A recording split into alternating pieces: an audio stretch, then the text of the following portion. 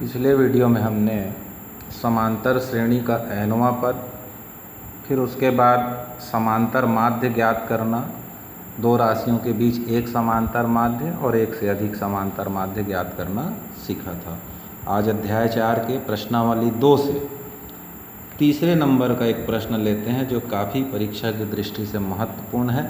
दो संख्याओं का समांतर माध्य 7 और गुणनफल 45 है, तो संख्याएं ज्ञात कीजिए, ऐसा हमारा प्रश्न है। तो माना दो संख्याएं a और b है, तो प्रश्नानुसार क्या देखते हैं कि समांतर माध्य 7 है, तो समांतर माध्य निकालने के लिए फार्मूला a + b/2 बराबर हो जाएगा 7। इसको थोड़ा हल करें तो a धन b बराबर 14, इसलिए b बराबर 14 ऋण a हमारा फर्स्ट इक्वेशन हो जाएगा। फिर कहता है तथा गुणनफल 45 है, तथा a गुणित b बराबर 45 ले लेंगे और समीकरण 1 से जो b का मान है यहाँ रख लीजिए। तो 1 से a 14 ऋण a बराबर 45 गुणा करिए 14a ऋण a का वर्ग बराबर 45, दोनों पद का पक्षांतर कर दो तो a का वर्ग ऋण 14a धन 45 बराबर 0 बनता है। तो वर्ग समीकरण का अध्ययन हमने कर चुका है, जो पिछले वीडियो में चाहें तो आप देख सकते हैं। तो इस वर्ग समीकरण को हल करने के लिए सूत्र विधि का इस्तेमाल या गुणनखंड विधि का इस्तेमाल करेंगे। तो 45 एकम 45 और जोड़ने पर आना चाहिए 14, तो 9 पंचे 45 होता है और 9 और 5 को जोड़ेंगे तो 14।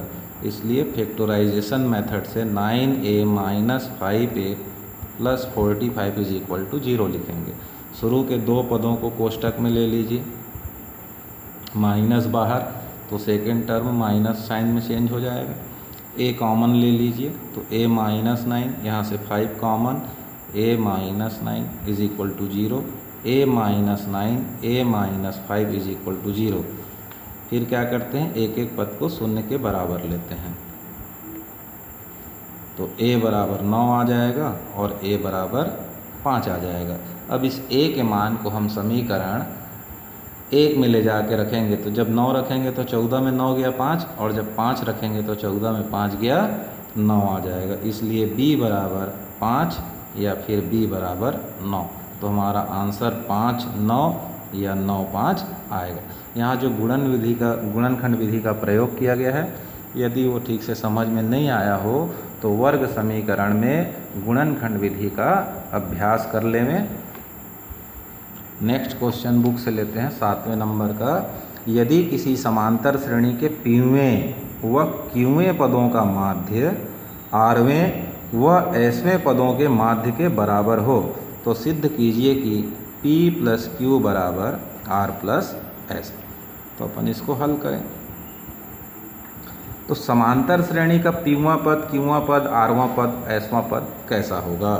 तो हम सीधा चलें, पहले सीधे लिख लें, p + q = r + s। हमको ये प्रूफ करना है।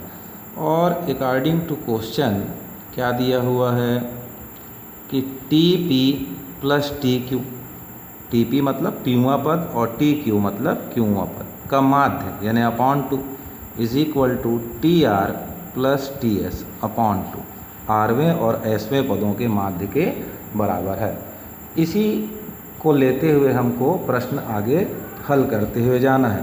तो tn होता है तो हम फार्मूला क्या लिखते हैं tn के लिए, a + n - 1 × d। ये किसी भी समांतर श्रेणी के nवें पद को रिप्रेजेंट करता है। a और d क्या है, तो a प्रथम पद है और d उसका सार्वांतर है। अब सपोज यदि हम pवां पद लिखेंगे तो n के स्थान पर क्या पुट कर देंगे p, qवां पद रखना होगा तो n के स्थान पर q रखेंगे, rवां पद लेना हो तो r रखते हैं और sवां पद लेना हो तो यहाँ s रखते हैं। समझ में आया? तो फिर उसी स्टाइल से या उसी सूत्र के आधार पर हम यहाँ tp, tq, tr और ts का मान रखना प्रारंभ करते हैं। तो tp कैसा लिखेंगे, a धन p - 1 × d। tq लिखना हो तो a + q - 1 × d/2। Right hand side में tr + ts है तो a धन r ऋण 1 × d धन ए धन एस ऋण 1 गुणित डी अपॉन टू, ऐसा फार्मूला के आधार पर मान भर दी। अब हमको कंपेयर करना है दोनों साइड क्या चीज़ इक्वल है, तो दोनों में अपॉन टू सेम है, तो ऐसा कैंसिल कर दीजिए। अब क्या बचता है, a प्लस ए 2a हुआ, ये ब्रैकेट को सेम रखिए, p माइनस 1 इंटू डी और q minus 1 into D. Right hand side में a प्लस ए हुआ 2a r minus 1 into D और ब्रैकेट में s माइनस 1 इंटू डी। अब फिर कंपेयर करिए, दोनों साइड में जो भी एक जैसा होगा उसको कटा देंगे, तो 2a कैंसिल हुआ। अब लेफ्ट हैंड साइड r और राइट हैंड साइड दोनों में दो टर्म बचा और दोनों में कॉमन क्या निकल रहा है, d, तो हम इसको ऐसा लिखें p minus 1 plus q minus 1, d common ले लिए। राइट हैंड साइड भी यही करेंगे, r minus 1 plus s minus 1 और d कॉमन लिए। फिर दोनों साइड ध्यान से देखेंगे तो ये d कैंसिल हो रहा है, तो इस d को कैंसिल कर दिए। अब क्या बचा, p प्लस q माइनस 1 को ऐड कर दिए, माइनस 2 हुआ, r plus s minus 1 add हुआ, माइनस 2।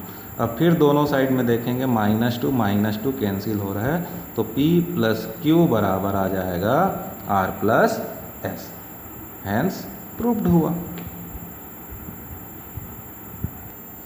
किताब से आप प्रश्न देख लेंगे, प्रश्न क्रमांक ये 8वां है बुक से।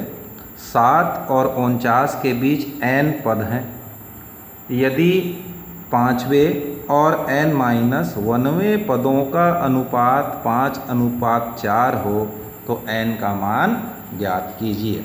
तो इस क्वेश्चन को हम कैसे सॉल्व करेंगे देखते हैं। तो हल,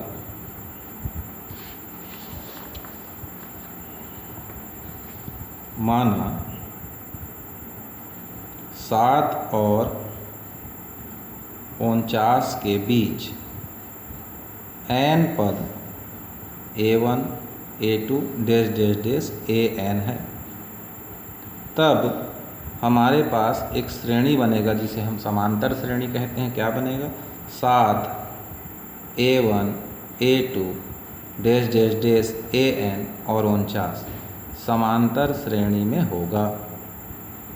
अब इस समांतर श्रेणी के बारे में हम क्या क्या कह सकते हैं, तो यहाँ पहला पद 7 है, अंतिम पद 49 है, और कुल पदों की संख्या को यदि कैपिटल N से शो करें तो 7 और 49 को छोड़ दें तो उसके बीच में n स्मॉल n पद है और आजू बाजू का 2 ठो मिला देंगे तो कुल पद हो जाएगा n प्लस 2। और हमारे पास फार्मूला था L is equal to a plus n minus 1 into d. L के स्थान पर हम 49 रखेंगे, a के स्थान पर 7 रखेंगे, प्लस इस स्मॉल n लिखा हूँ इसको हम यहाँ कैपिटल N से शो कर लें, तो कैपिटल N का वैल्यू यानी कुल पदों की संख्या कितने के बराबर है, n plus 2 minus 1 into D हुआ। 7 को पक्षांतर करेंगे तो 49 ऋण 7 और ब्रैकेट को सॉल्व करेंगे तो n और 2 माइनस 1 से 1, 7 में 49 गया 42, n धन 1 गुणित d, इसलिए d बराबर आ जाता है 42 बटे n धन 1। d का मान निकालने के बाद हमको प्रश्नानुसार काम करना होगा। तो प्रश्न में क्या कहा गया था कि 5वां और n माइनस 1वें पदों का अनुपात, तो 5वां पद कैसे लिखेंगे, t5, और n माइनस 1वां पद tn माइनस 1 लिखेंगे, बराबर हो जाता है 5/4। अब 5वां पद लिखना हो तो a धन 5 ऋण 1 यानी 4d, और नीचे a धन n माइनस 1 लिखा हुआ है तो n माइनस 1 और फार्मूला का जो माइनस 1 आता है उससे यहाँ क्या हो जाएगा, -2, बराबर हो गया 5/4।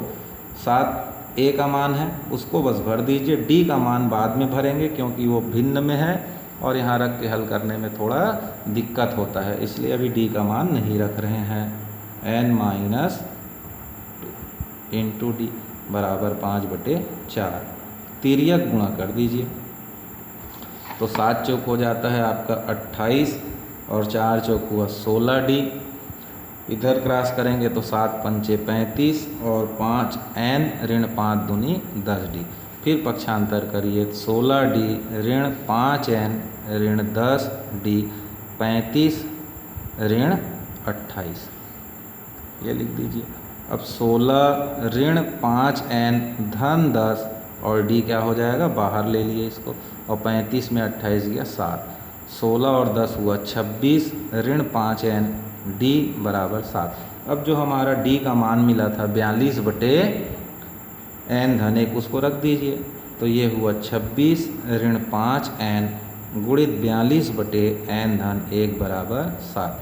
तिर्यक गुणा कर दीजिए, 26 ऋण 5 n 42 बराबर 7 गुणित n धन 1, इस 7 को इधर भाग में ले आइए, 26 ऋण 5 n 42 बटे 7 n धन 1, 7 एकम 7, 7 छक्के 42। अब इस 6 का मल्टीप्लाई कर दीजिए, तो 6 छक्के 36 और 6 दूनी 12, 3 15 और 6 पंचे 30 n बराबर n धन 1।